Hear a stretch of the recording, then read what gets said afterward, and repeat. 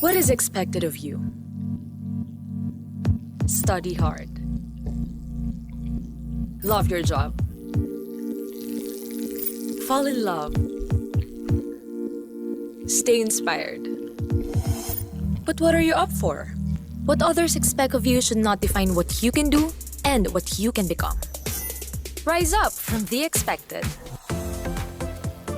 Surprise yourself with how high up you can go.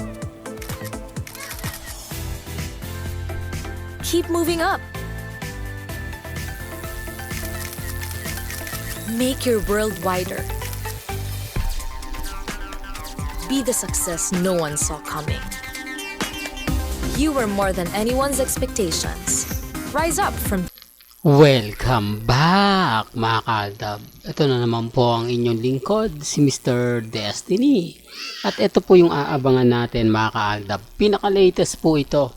Magsasama nga po sina Alden Richards, Maine Polkerson, at syempre si Ann Curtis mga kaaldab sa malaking event nga po na magaganap sa Vivo Y15 o Vivo 15 mga kaaldab. Ito raw po ay bali-balita lang na magkakaroon nga po ng malaking event.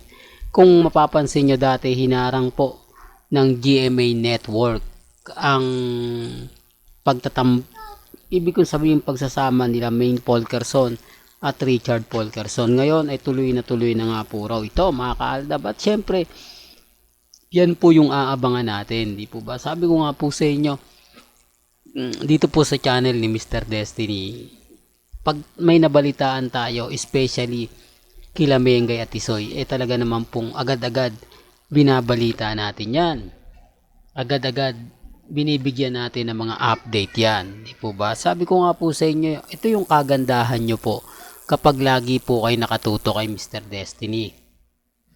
Maraming mga bagay-bagay na talagang mapapaisip ka. Maraming mga bagay-bagay na kung titignan mo at susuriin mo, sapul na sapul naman po. Di po ba? Sinasabi ko lang po ito para lang po sa kaalaman ng lahat. Lalo na nga po sa mga taong dumadaan at bumibisita sa channel natin. Sabi ko nga po sa inyo kung ano lang po yung latest, kung ano lang po yung trending, doon lang po tayo. Medyo masaya po tayo. Well, babalikan ko lang po sa mga hindi po nakakaalam. Sina Alden Richards at si Maine Mendoza dapat po talaga magkakaroon po ng kumbaga promotion na kung saan nga po malaking event yon na ang dumating si Alden Richards lang. Marami nagsabi mga kaaldab na naandun nga po daw si Mengay pero hindi nga po raw ito pinalabas. Hindi nga po raw kumbaga isinalang. Kaya nga po raw natagalan ng halos kalahating oras bago lumabas si Alden Richards sa Vivo mga kaaldab. Well, totoo to mga kaaldab. Mga Alden fanatics, alam na alam po ito. Ewan ko lang kung kakampi po si akin yan. Ewan ko lang po kung ano yung magiging rason po nila kung bakit kalahating oras po bago lumabas si Alden Richards. Di po ba? May mga bagay-bagay nga po na kumalat naman po talaga yon. At talaga naging trending naman po. At syempre naging viral din. Kaya nga po sabi ko sa inyo, may mga time na ibabalik po natin yung mga magandang ganap. May mga time na sila rin naman po talaga yung masasabi mong kumbaga nagbibigay ng mga kaganapan. Sabi ko nga po sa inyo dito po sa channel ni Mr. Destiny, kung ano po yung nabalitaan ninyo, kung ano po yung nabasa ninyo, napakinggan po ninyo, 101% legit po yun. Para lang klaro. Pero bago natin ituloy itong magandang update nga po natin, kung bago ka lang sa channel na to at isa kang true-blooded Aldab Nation na nagmamahal po kila Mengay at Tisoy, tama po ang channel na pinuntahan mo, kaya consider na po kitang bagong subscriber at huwag mong kalimutang i-share ang mga video po natin sa mga mami, sa mga titas at sa mga senior. Remind ko lang po sa mga kumakalat ngayon sa Instagram, sa Twitter, sa Facebook, Aldab pa po talaga malakas. Kita nyo si Alden Richards naman ngayon ang nangunguna sa social media. Siya na naman po yung trending. Di po ba? Taliwas po sa mga pinapakalat at sinasabi nila. Hindi lang po talaga nila tanggap na talagang nagtitrending ang Aldab. Hindi lang po nila tanggap na kumbaga nagba-viral po talaga sila Maine Polkerson at Richard Polkerson. Di po ba? Sabi ko nga po sa inyo, relax lang. Di po ba kampante lang? Ako, matagal nang alam natin na pagdating sa social media, talaga naman pong nangunguna yung dalawa. Yan po ang isa sa rason kung bakit po tayo binabanatan. Yan po yung isa sa rason kung bakit nga po ba galit na galit sila sa atin o sa akin. Di po ba? Kasi alam nyo mga kaaldab, kung titignan nyo at susuriin yung mga kaganapan, yung mga sinasabi ko, yung mga binabalita ko, mapapaisip din naman po kayo eh. May point mga kaaldab na, nako Mr. Destiny, move on ka na. Tanggapin mo na yung katotohanan na keso ganito, keso ganon. Hindi po ba? Marami kasing nagre-react, marami kasing nagko-komento na, nako, puro ka lang fake news Mr. Destiny, lahat ng mga binabalita mo hindi totoo. Lahat ng mga sinasabi mo hindi totoo. Okay lang po yun. Wala pong problema ron. Di po ba? Kasi alam ko naman po mga kaaldab na tayo naman yung wagi, tayo yung panalo, tayo yung mga sinasabing ganito, sinasabing ganyan. Ang dami po kasi nagre-react ngayon, ang dami nagko-komento na pinipilit ko lang po daw ihambing ang Aldab sa ngayon. Sa totoo lang po ang Aldab hindi po talaga nawawala. Hindi po talaga to masasabing totally nawala. Kasi kita nyo naman po, galing po mismo yung mga update natin sa mga kaganapan kay Mengay at kay Alden. Di po ba? Sobrang busy nga po sa bakasyon si Alden at si Mengay naman po, kita nyo yung mga update sa Bibo.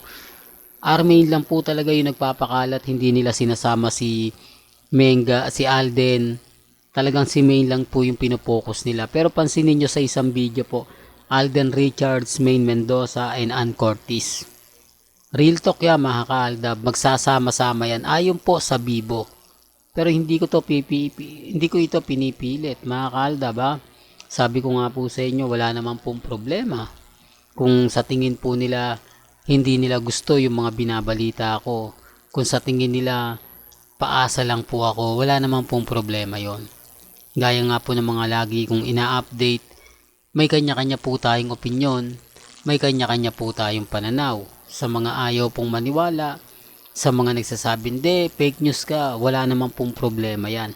Kasi dumarating din po yung point mga kaaldab, na kapag nawala nga po si Mr. Destiny, wala na magbibigay ng update sa Aldab o, di po ba? Kasi sabi nga po nila wala na raw pong Aldab, kaya yung iba talaga hindi na mag-aaldab. Gaya ng sinasabi ko sa YouTube po, may kanya-kanya po tayong mga ina-update.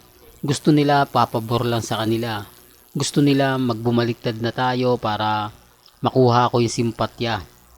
Di po ba? Na talagang masaya, di po ba? Kasi nga po, sabi ko nga po sa inyo, may point na mapapaisip naman po kayo, di po ba? May point na, oo nga Mr. Destiny, kasi kumbaga sa laban na naman yan, ikaw yung panalo, sa laban na naman yan, ikaw yung wagi.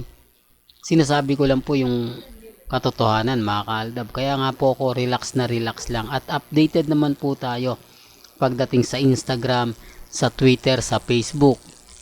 Remind ko lang po sa pinapakita kong ito, wala pong pilitan kasi ito kay Mengay lang po ito, pero post din po ito ng Bibo. Pero sabi ko nga po sa inyo, si Ann Cortez, Alden Richards ang magsasama-sama nga po dito mga kaaldab. Kaya yan po yung aabangan natin. Di po ba? At least updated kayo. Di po ba? Nauna na po kayo na once na may kumakalat na ganyan. Oo nga Mr. Destiny, nakita ko na yung video na pinopromote ng Bibo. Magkakasama sa isang video sila Maine Polkerson, Alden Richards, at si Ann Cortez. So, para lang klaro, baka sabihin na naman kasi ng iba, ginagawan ko na naman ang issue. Baka sabihin na naman ng iba, hindi totoo, fake news, di po ba? Ganyan po sila ka-bitter. Ganyan po sila ka-apektado. Well, hanggang dito na lang po yung updates natin mga kaaldab. Kaya kung gusto niyo pa po ng pinaka-latest at sariwang update, abay tumutok lang po kayo dito po sa channel ni Mr. Destiny para updated po kayo sa mga latest at sa mga bagong video po na ilalabas po natin maya-maya lang. Hanggang sa muli, salamat po sa panonood at pakikinig.